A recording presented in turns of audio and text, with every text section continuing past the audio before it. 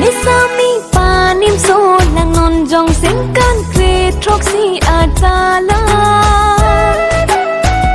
Sumin dan keng kam che jor jeng lang tu an ke lang me abolo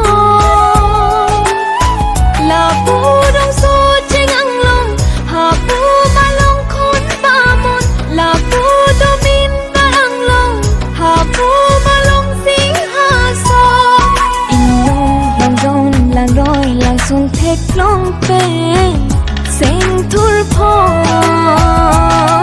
Vô tek vô so sa ru mai no an kang ja Lang me o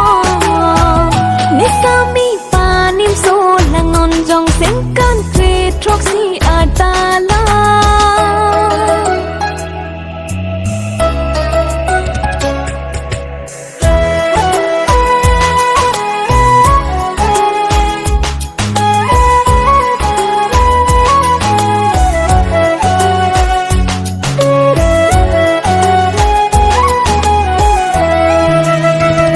Nipi karvi kang long Wan ke do abolong Liu seng sang ke lang ne Bo thoi pi pen in long Ho Puan bai ke lang ne Tang ni sem go jet on Ni sa mi me tang rong Seng ka rong si thul phong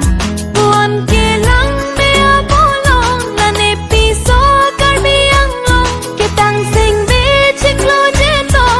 Khang un e ne sing ka ro pi pi jo te ko so pa te la ni alo kang jar kang hu kang ba ki sok a ti lu lang me o ni sa mi pa nim so lang non jong sing kan tre troxi atala